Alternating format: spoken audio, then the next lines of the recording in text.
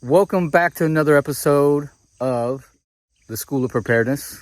Once again, my name is Shawn Rafferty, and thanks again for taking your time out to listen to me run my mouth. Truly appreciate it. And today I'm going to be talking about what I feel is a cornerstone to having good personal security/safety, and that is having and practicing good situational awareness. So today I'm going to give you 3 tips on how to have better situational awareness. All right, so let's get into this. All right, so first of all, situational awareness basically means knowing the area around you. All right, that's very important. All right, so tip number 1, you got to get intimately familiar with the area around you. So if that means your workplace, okay, or if you go to school or college, go to your favorite mall all the time, your favorite restaurant, go walk around downtown, you got to get to know that area, okay? So if there's stairwells, get to know where those stairwells go to. Get to know if you take that stairwell, can you get off on another floor? The reason why I'm telling you this is imagine if you were on the 5th floor and all of a sudden there was an incident up there, whatever it may be, an active shooter, somebody going crazy, whatever's happening, and you got to get out of there, and you take that stairwell and you think you're going to be okay because, it drops you down on the ground floor. But then something happens on the ground floor and you hear some shooting going on. And now you can't go down to the bottom level, but you want to get off on another floor. Imagine if you tried to do that and the door the door was locked and you couldn't get in. Okay, so you got to find out, if you could get in those other doors, okay? Because a lot of places they require either a key or a key card or something like that to get on those floors. Now this kind of especially applies maybe in hotels, right?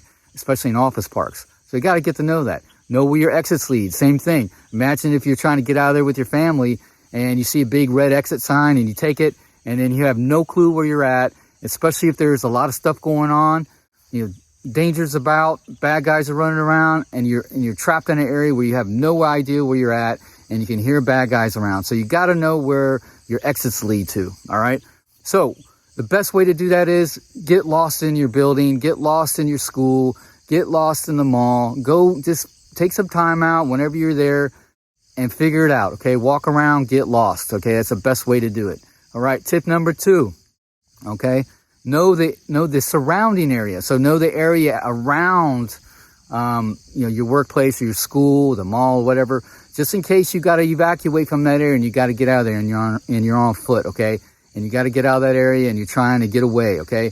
Imagine, you leave some building after something's going on, like I'll say again, active shooter incident, because that's kind of like one of the worst things I can think of, an active shooter incident, and you run out of that building and you get out, you think you're okay, and then all of a sudden now you're completely lost, you don't have no clue where you're at, and all of a sudden something else pops off out in the parking lot and you have no idea where you're at. Okay, this especially applies for when you're driving around, get to know your driving route and especially your own personal neighborhood. You know your house, might know your neighbors, but pay attention to your street and your neighborhood. Find out what cars belong there. Find out, pay attention to the people. You might not talk to your neighbors, but at least know what they look like. Know what belongs there. So that way, if you're driving around and you see something that doesn't belong, at least you can put that on your radar. It could be nothing. It could be just somebody's friend showing up, or it could be a bad guy just standing around, waiting to, break into a house or something. All right. Okay. So lastly, tip number 3, you want to have a plan. Okay. Meaning this, once you kind of know your area, you know where you're at, you know where your exits lead, always be thinking about if something happens, what are you going to do? All right. If something happens in the front of the restaurant, okay, I'm going to go out the back door where the kitchen's at, okay, because it leads out into the alleyway, right?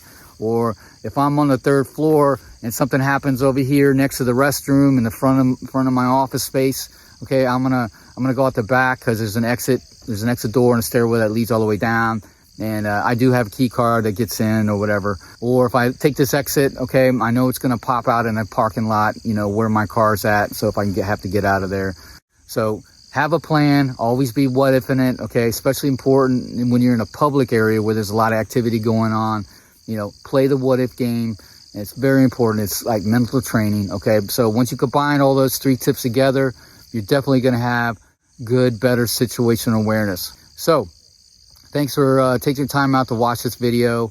Until the next one, please be safe and watch your 6. And remember, it's not being paranoid, all right? It's being prepared. Yeah, yeah.